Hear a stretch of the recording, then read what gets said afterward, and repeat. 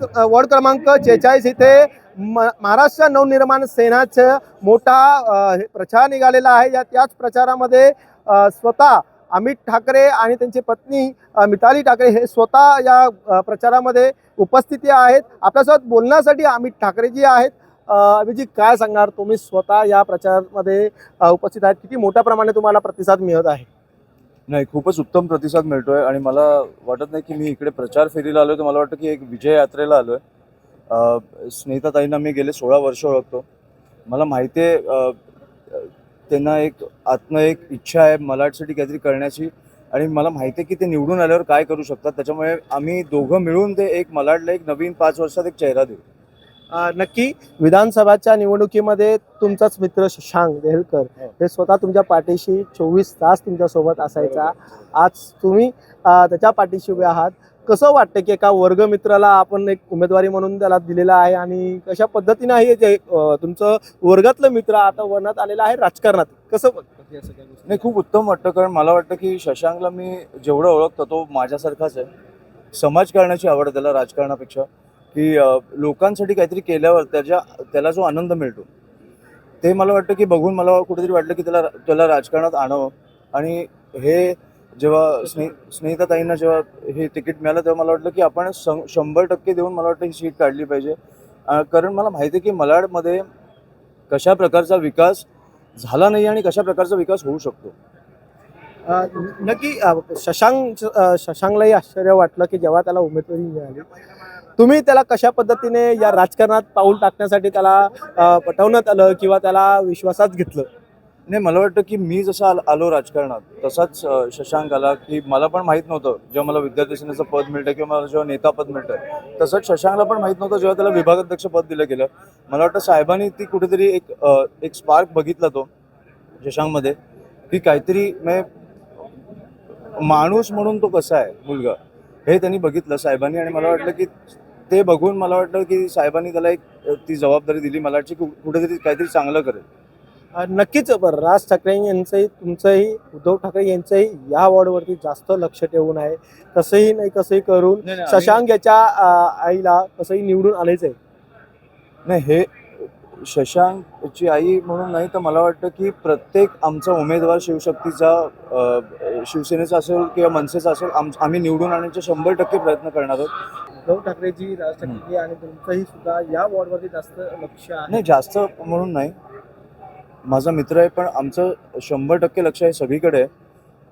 कारण मुंबई ही मला वाटतं की कुठेतरी ज्या प्रकारे आता निवडणुका चालू आहेत किंवा ज्या प्रकारे राजकारण चालू आहे, कुठेतरी मुंबईला भीती किंवा महाराष्ट्राला भीती वाटायला पाहिजे, महाराष्ट्राच्या जनतेला, की भीषण प्रकारे 5 कोटी देऊन तुम्ही उमेदवारी अर्ज काय मागे घ्यायला लावताय किंवा खून काय करताय.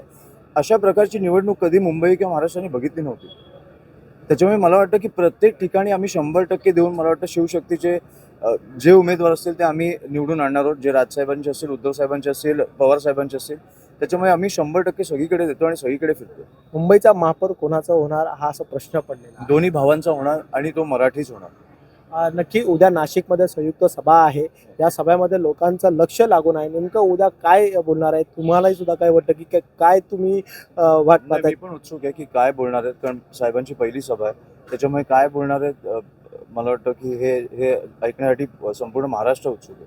येत्या 11 तारखेला हे मोठा प्रचंड संख्येने शिवसैनिक, मनसैनिक तसेच मुंबईकर नव्हे तर अख्खं प्रचार ऐतिहासिक असणार ते, कारण शिवतीर्थावर पहिल्यांदा 2 भाऊ एकत्र येत आहेत. आणि त्या अनुषंगाने मला वाटतं ज्या प्रकारे मुंबई आणि महाराष्ट्र एकवटला आहे, मला वाटतं सगळे त्या सभेला येणार आहेत प्रचार सोडून. त्याच्यामुळे ही खूप ऐतिहासिक सभा असणार आहे. राजकारणातला एक शेवटचा प्रश्न. देवेंद्र फडणवीस आपल्या भाषणामध्ये असं म्हटलंय, ठाकरे ब्रँडचा आम्ही पूर्णपणे बँड वाजवून टाकू. यावर कसं? मला वाटतं तेच पहिले बोललेले ना की ठाकरे 2 भाऊ एकत्र आल्यावर काही फरक नाही पडणार. मग दिवसभर त्या 2 भावांबद्दल का बोलताय तुम्ही? एवढी भीती तुम्हाला भरली आहे तर मला वाटतं आता जनताच तुमचा बँड वाजवेल 16 तारखेला.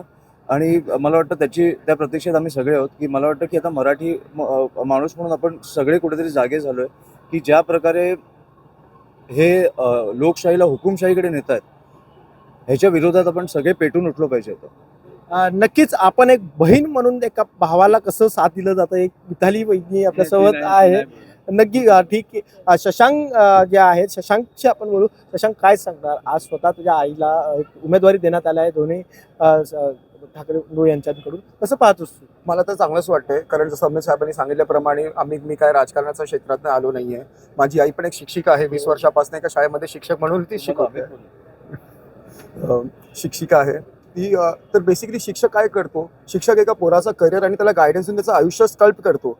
जे आपला समाज ज्या पद्धतीने चालू आहे ना सर, हे मी तुम्हाला काही चित्र दाखवतो. असं वाटतं की आपण मालाडमध्ये नाही, आपण गावामध्ये राहतो. कर आपण तेवढाच भरतो, तरी पण अजूनपर्यंत अवस्था आपले गार्डन्स, प्लेग्राऊंड्स तसे नाही आहेत. ही ड्रेनेज सिस्टीम, हे जे आहेत ना, हे जे फोटोज मी काढतोय ते इकडचे जे उमेदवार आहेत, जे होते सत्तेमध्ये, त्यांच्या कार्यालयाच्या बाहेरचे फोटोज आहेत. कचरा, रस्त्याचं पाणी, मॅनेजमेंट नाही, वॉटर ड्रेनेज फ्लोची सिस्टीम नाही. आपण मेट्रोपॉलिटन सिटीमध्ये राहतो. ओके, तर आपल्या सर्वांची जबाबदारी आहे, जेवढा आपण कर भरतो तसं आपल्याला एन्व्हायरमेंट मिळालं पाहिजे. मला माहिती आहे जी माझी आई आहे ती राजकारणामध्ये नसल्यामुळे ती एक समाजसेविका आहे, शाळेमध्ये शिकवते आहेत अनेक वर्षांपासून. तर जेव्हा त्यांच्यासारख्या व्यक्तींना आपण प्रोत्साहन देतो ना, तेव्हा कुठे ना कुठेतरी आपला समाज सुधारला जाणार. तर यासाठी मी सर्वांना विनंती करतो, नॉट जस्ट बिकॉज ती माझी आई आहे, बट 100% एक नवीन व्यक्ती आहे ज्यांनी समाजसेवा केली आहे आधीपासून. आणि त्यानुसार असे लोक जर येणार राजकारणामध्ये, तर आपला समाज आणि आपला जो परिसर आहे तो नक्कीच ते सुधारून दाखवणार. नक्की. आई, तुम्हाला कसं वाटतं? एक तुम्ही इतक्या वर्ष तुमचा प्रवास शिक्षक म्हणून होतात, आज तुम्ही निवडून आल्यानंतर तुम्ही तुम्ही शिकवताना तुम्ही प्रत्येक मुलं मुलींना पाहिलं होतं. आज तुमच्या वॉर्डला तुम्ही मुलं मुली म्हणून कसं सांभाळून घेणार आहात? खूप मोठी जबाबदारी आहे ही माझ्यावर, कारण शाळेमध्ये मुलांना सांभाळणे ही गोष्ट फार वेगळी असते आणि एक समाजातली नगरसेविका म्हणून सांभाळण्याची ती खूप मोठी जबाबदारी माझ्यावर असेल. पण जसं मी मुलांना सांभाळते तसे या नगराला, या मुंबई वॉर्डला सुद्धा मी सांभाळीन, हिची नक्की मी आश्वासन देते. विजय कशा पद्धतीने असणार? विजय नक्कीच जोरदारच असणार आहे. एवढे सगळे शिवसैनिक आणि मनसैनिक माझ्या बरोबर आहेत आणि ही जनता तुम्ही बघताय, ती जनता माझ्या बरोबर आहे. तर विजय हा नक्कीच असणार आहे. आणि विजय म्हणजे मला असं म्हणायचं आहे की जेव्हा मी नगरसेविका म्हणून निवडून येईन, तेव्हा या लोकांच्या ज्या समस्या असतील त्या समस्या सोडवण्याचं मी काम करेन आणि त्या प्रत्येकाच्या चेहऱ्यावरचा जो हसू असेल ना, तो माझ्यासाठी विजय असेल. नक्की. जनतेचा समस्या सोडवल्यानंतर तो त्यांना जो समाधान मिळेल तोच विजय, तो आमच्यासाठी विजय असणार आहे. व्हिडिओ जर्नलिस्ट महेश वडकेसह विजय वंजारा, न्यूज 18 लोकमत, मुंबई.